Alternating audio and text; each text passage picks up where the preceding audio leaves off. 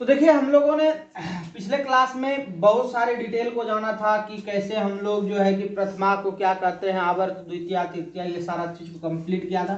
अब हम लोगों के सामने एक बात आई थी कि फ्लोरीन, ब्रोमीन, जो है कि आपका फ्लोरीन, क्लोरीन, ब्रोमीन और आयोडीन, ये जो है कि हम लोग जो है कैसे इसको कंप्लीट करते हैं।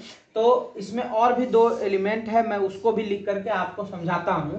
सबसे पहले तो हमको ये चीज जानना है कि मान लीजिए कि ये यदि आपका कोई वर्ग है तो ये आपका नीचे की तरफ होता है तो वर्ग। एक चीज और इसमें सीख लीजिए, यदि तत्वों का आवर्ती वर्गीकरण हम लोग जब पढ़ेंगे तो ये वाला जो लंबवत आपको कतार मिलेगी उसको हम लोग वर्ग कहते हैं, और वर्ग की कुल संख्या 18 होती है। कितनी होती है?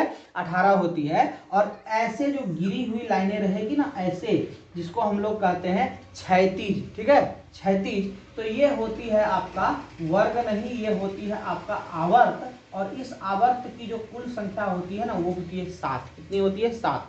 तो ये दोनों चीज आप समझ गए। अब हम लोग को ये चीज जानना था कि प्रथम में होती है 2, यानी डायरेक्ट हम लोग फर्स्ट में लिखते हैं 2, और सेकेंड और थर्ड में होता है 8। कितना होता है? 8। अब यहां से हम लोग एक चीज जान जाएंगे, फ्लोरीन का यदि आपको परमाणु संख्या याद है तो क्लोरीन ब्रोमीन का याद नहीं भी है तो कोई दिक्कत नहीं है, आपको हम याद करवा देंगे, तो कोई दिक्कत नहीं। कैसे? तो देखिए ये चीज आपको ये याद रखना है कि ये फ्लोरीन के ग्रुप में ये सब होता है। तो फ्लोरीन के ग्रुप में कौन सा होता है मैं आपको बता देता हूं। देखिए इसमें एक और होता है 80, ठीक ना।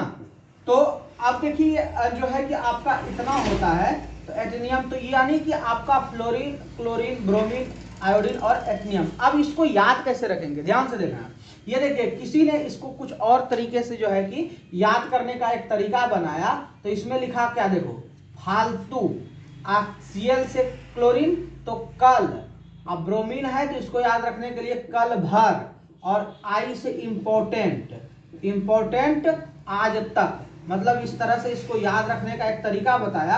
अब आप ये याद रखोगे फालतू, कल भर, इंपॉर्टेंट आज तक, तो फालतू से F हो गया आपका, कल से क्लोरीन हो गया, भर से Br हो गया, इंपोर्टेंट से I हो गया, और फिर आज तक से आपका AT हो गया। ठीक है, आज तक क्लियर हो गया।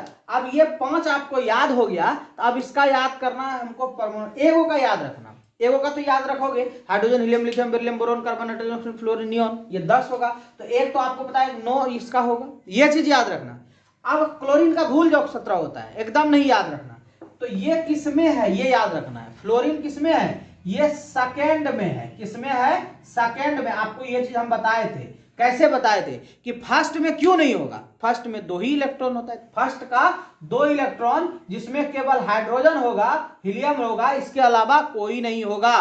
तो यह फ्लोरीन का कितना हो गया? सेकेंड हो गया। बात को समझिएगा, जहां दिक्कत होगा कमेंट कीजिएगा, मैं आपको पूरा उसका डिटेल एक सेपरेट वीडियो बनाकर। अब क्लोरीन में जाते हैं, तो क्लोरीन किस में जाओगे? 2 के बाद तीसरा होता है ना, किसका कितना होता है? तीसरा। तो 2 और तीसरा के बीच में कितना इलेक्ट्रॉन का, मतलब कि कितना एलिमेंट की बात होती है? 8 की बात होती है। कितनी की बात होती है? 8 की। इसमें जोड़ दो 8, इसमें मन में जोड़ दो, क्लोरीन का कितना हो जाएगा? 17 हो जाएगा। कितना हो जाएगा? 17।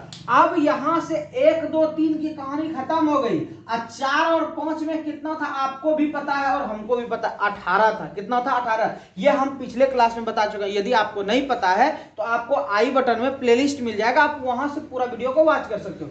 अब ब्रोमीन का पता नहीं है, एकदम नहीं। यदि याद भी कर लियो तो ब्रोमीन भूल जाओ, इस सिलसिला से याद करो तो कभी भूलोगे ही नहीं। अब 17 में तो किसमें जाएगा ब्रोमीन? एक तो खाली था, आपको पता है, फर्स्ट तो खाली था, फ्लोरीन हो गया सेकेंड में, क्लोरीन चला गया थर्ड में। यहां तक हम लोगों को पता चल गया कि क्लोरीन किसमें अब चला गया भाई? थर्ड में। अब याद करो, फर्स्ट क्लियर हो गया, सेकेंड क्लियर हो गया, थर्ड भी क्लियर हो गया। अब जाएगा ब्रोमीन चौथा में, तो चौथा में कितना एलिमेंट है? 18 है। तो 18 इसमें ऐड हो जाएगा, तो 18 जैसे जोड़ोगे तो यह 35 हो जाएगा, और ब्रोमीन की यही परमाणु संख्या आप मिला लो जाकर के। अब जब तक परमाणु संख्या याद नहीं होगा तो आप परमाणु विन्यास नहीं लिख सकते हो, इलेक्ट्रॉनिक विन्यास। अब जब तक विन्यास नहीं लिखोगे तो अंतिम कक्षा का इलेक्ट्रॉन नहीं होगा, और अंतिम कक्षा का इलेक्ट्रॉन नहीं होगा तो आप संरचना कैसे लिखोगे। इसलिए बिंदु संरचना के लिए मैंने कितना क्लास कवर किया है, यानी कि पूरा डिटेल आपको बताया। तो आप ये चीज करो कि कम से कम पीछे वाले वीडियो को जाकर के देखो, तो ये वीडियो समझ में आपको आ जाएगा, ये क्लास समझ।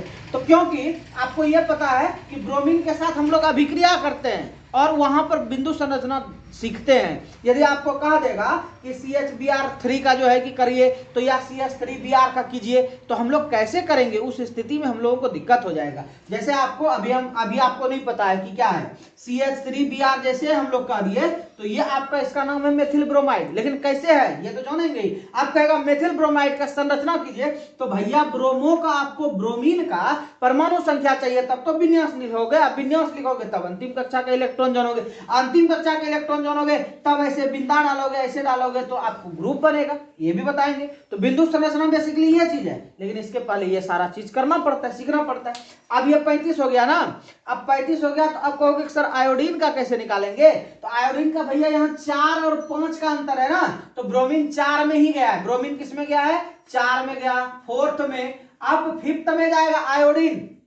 जब 5th में आयोडीन जाएगा तो आयोडीन की परमाणु संख्या के लिए 35 में 18 जोड़ना है, क्योंकि 4 और 5 के बीच में डिस्टेंस कितना का है, 18 होता है, 18 होता है। तो ये जोड़ करके देखो, इसका 53 होगा। और आप प्रेडिक्ट टेबल उल्टा करके देख लो, मैं प्रेडिक्ट टेबल में भी पूरा डिटेल करूंगा पहले ये सब पढ़ने के बाद। अब आ जाइए, अब आप आओगे भाई 35 हो गया, अब यहाँ पर 53 हो गया, तो अब छठा में क्या होगा। तो मैंने आपको ये भी बताया है कि छठा में 32 इलेक्ट्रॉन होता है। कितना होता है, 32 एलिमेंट होता है। तो 32 एलिमेंट को इसमें जोड़ दीजिए, तो देखिए यहाँ पर 32 को मैं ऐड कर देता हूं, तो आपका 3 2 5 5 3 8 85 होता है इसका परमाणु संख्या। आप प्रेडिक्ट टेबल उल्टा करके देख लो, तो आपको समझ में आ गया कि कैसे हम लोग जो है परमाणु संख्या लिखते हैं। अब परमाणु संख्या याद हो गया, तो ब्रोमीन का इलेक्ट्रॉनिक विन्यास करने में कोई दिक्कत है। अब चलिए इलेक्ट्रॉनिक विन्यास करने में एक और तरीका मैं अपना देता हूं, जिससे कि आप और भी अच्छे से कर सकते हो। वो क्या तरीका है आपको मैं अभी तुरंत करके इसी जगह बता देता हूं। चलिए, ये तो चीजें आप सीख गए। अब थोड़ा सा हम परमाणु विन्यास को और एक फटाफट तरीके से निकाल लें, क्योंकि हमको विन्यास में ज्यादा क्या चीज सीखना जरूरी होगा कि अंतिम कक्षा का इलेक्ट्रॉन, क्योंकि ब्रोमीन के साथ मान लो या आयोडीन के साथ, जैसे मान लो CH3 और I, इसका नाम क्या हो गया, मेथिल आयोडाइड या आयोडोमेथेन। कैसे लिखेंगे ये सब, तो यानी कि कैसे इसका संरचना बनाएंगे, तो कैसे, तो आयोडीन का परमाणु संख्या याद है हमको, कितना है 53, यानी कि अब 53 याद है, ब्रोमीन का 35 याद है, क्लोरीन का 17 याद है। तो एक चीज हम लोग याद कर लेते हैं यहाँ से। चलिए, वो चीज क्या करना है, देखिए ब्रोमीन का विन्यास लिखना है ना, आपको एक काम करना है, ऐसे लगाना है। अब ये क्या है अभी बता देता हूं मैं। अब ये जो लिखेंगे तो आपको पता है कि आप क्लोरीन के बाद आपको आर्गन होता है, तो ये आपको यहां से लेकर के इसको कैसे याद करना है, ये हम बता दिए थे। सेकंड में 8 होता है, उसको ऐड कर लेते हैं। फिर क्लोरीन को जो है कि उसमें चौथे में जाएगा तो 18 ऐड कर लेते हैं। फिर 15 में जाए, 5वां में जाएगा तो 18 ऐड कर लेते हैं। फिर छठे में जाएगा तो 32 ऐड कर लेंगे, फिर 85। तो इसमें हम लोग का इतना ही होता है, इसलिए हम लोग यहां तक किए थे। अब इसको जो लिखे तो इसमें हम लोग ब्रोमीन या आयोडीन को एक साथ ऐड करेंगे, तो इसका विन्यास चाहिए। और इसका विन्यास लिखने के लिए एक साधारण तरीका से मैं बताता हूं।